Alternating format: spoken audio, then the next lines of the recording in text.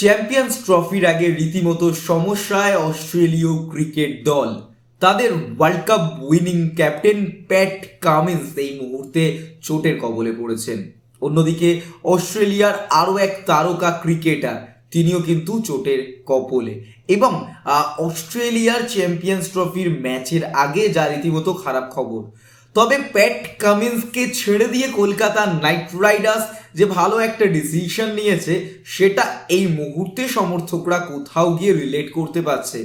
অন্যদিকে বরুণ চক্রবর্তী, তিনি কিন্তু আইসিসি টি-20 বোলার হিসাবে 2 নম্বরে উঠে এসছেন। অন্যদিকে দাঁড়িয়ে তাকে কিন্তু ইংল্যান্ডের বিরুদ্ধে ওয়ানডেতে দেখে নেওয়া হবে তার শারীরিক ক্ষমতা কীরকম আছে বা ফিটনেস কীরকম আছে, তারপরে কিন্তু চ্যাম্পিয়ন্স ট্রফির দলে তাকে নিয়ে আসাই যেতে পারে, এরকম একটা সম্ভাবনা রয়েছে। অন্যদিকে আরও একটা বিষয় আমরা যেটা দেখছি, এই মুহূর্তে দাঁড়িয়ে টি-20 ক্রিকেটে তিলক বর্মাকে টপকে উঠে এসছেন অভিষেক শর্মা। তিনি কিন্তু ট্রেভিস হেডের পরেই রয়েছেন। পুরোটাই একটু ডিটেলসে ডিসকাস করব এই ভিডিওতে। তবে তার আগে তোমরা যদি ক্রিকেট লাভার হয়ে থাকো, তাহলে অবশ্যই ভিডিওটা লাইক করে শেয়ার করে দিও পছন্দের ক্রিকেট বন্ধু বান্ধবদের, যারা এই সমস্ত আপডেট নিতে ভালোবাসে বা রাখতে ভালোবাসে। প্রথম যে বিষয়টা আসবো, যে গোড়ালির চোটের কারণে কিন্তু অস্ট্রেলিয়ার অধিনায়ক প্যাট কামিন্স, যিনি কিন্তু অস্ট্রেলিয়ার ওয়ার্ল্ড কাপ উইনিং ক্যাপ্টেন ছিলেন এবং গত সিজনে কলকাতা নাইট রাইডার্সের চ্যাম্পিয়ন দলের একজন অংশ ছিলেন, তিনি কিন্তু ছিটকে যাচ্ছেন, সম্ভাবনা সেরকমই। অন্যদিকে দাঁড়িয়ে চ্যাম্পিয়ন্স ট্রফির আগে দল থেকে ছিটকে যেতে চলেছেন আরও একজন, তিনি কিন্তু জস হেজেলউড।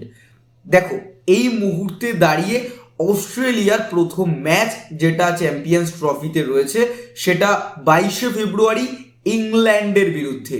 তার আগে এই একটা চোট বা দুটো চোট, যেটা অস্ট্রেলিয়ার জন্য মেজর সেটব্যাক হতে চলেছে এবং সেখানে রিপ্লেসমেন্ট দরকার, বা প্যাট কামিন্সের সুস্থ হওয়ার জন্য হয়তো আরেকটু ওয়েট করতে পারে অস্ট্রেলিয়া ক্রিকেট দল। দেখা যাক এখন কি ডিসিশন আসে, আশা করব খুব শীঘ্রই এই নিয়ে ডিসিশন চলে আসবে। অন্যদিকে দাঁড়িয়ে কলকাতা নাইট রাইডার্স কিন্তু একটা ভালো সিদ্ধান্ত নিয়েছে। অবশ্যই প্যাট কামিন্স ক্রিকেটে বা টি-20 ক্রিকেট হোক, টেস্ট ক্রিকেট হোক বা ওয়ানডেতে, তার কন্ট্রিবিউশন দুর্দান্ত, তার যে ডিসিশন মেকিং সেগুলোও দুর্দান্ত। ক্যাপ্টেন হিসাবে নিজেকে প্রুভ করেছেন। তবে তার এজ হচ্ছে এবং এই ধরনের ফাস্ট বোলারদের ধীরে ধীরে চোট আসে, সেটা কোমরের চোট হতে পারে, গোড়ালির চোট হতে পারে, হাঁটুর চোট হতে পারে। তো সেখান থেকে দাঁড়িয়ে এই প্লেয়ারদের বা একটু বয়স্ক প্লেয়ারদের আর রিটেন না করানোটাই বেটার, যেটা কলকাতা নাইট রাইডার্স করে দেখিয়েছে। সানরাইজার হায়দ্রাবাদে এই মরশুমে সাইন করেছে কিন্তু প্যাট কামিন্স। অন্যদিকে দাঁড়িয়ে আমরা দেখি যদি, যে কলকাতা নাইট রাইডার্সের দুর্দান্ত বোলার বরুণ চক্রবর্তী, তার দুর্দান্ত কন্ট্রিবিউশন রয়েছে ইংল্যান্ড এবং ইন্ডিয়া টি-20 সিরিজে, যেখানে অভিষেক শর্মা এবং বরুণ চক্রবর্তী দুর্দান্ত পারফরমেন্স করেছে, যার দরুন আইসিসি টি-20 র্যাঙ্কিংয়ে পয়েন্টের ভিত্তিতে অভিষেক শর্মা 2 নম্বরে উঠে এসছেন। একদম ওপরে রয়েছেন ট্রেভিস হেড এবং তার নিচে রয়েছেন তিলক বর্মা।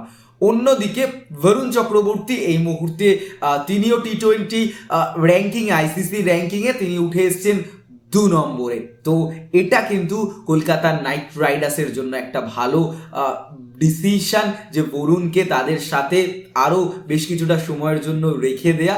এবং অন্যদিকে অবশ্যই বরুণ চক্রবর্তীকে এই ওয়ানডে সিরিজে দেখে নেওয়া হবে ইংল্যান্ডের বিরুদ্ধে, তিনি কতটা ফিট রয়েছেন। তারপরেই কিন্তু তিনি চ্যাম্পিয়ন্স ট্রফির দলের জন্য প্রথম 11 সিলেকশনে তিনি আসবেন, এরকমই কিন্তু একটা এক্সপেকটেশন রয়েছে আমাদের সকল ক্রিকেট ফ্যানেদের তরফ থেকে। তোমাদের কি মতামত এই সমস্ত কিছু নিয়ে অবশ্যই কমেন্ট বক্সে কমেন্ট করে জানিও। দেখা হচ্ছে আগামী ভিডিওতে।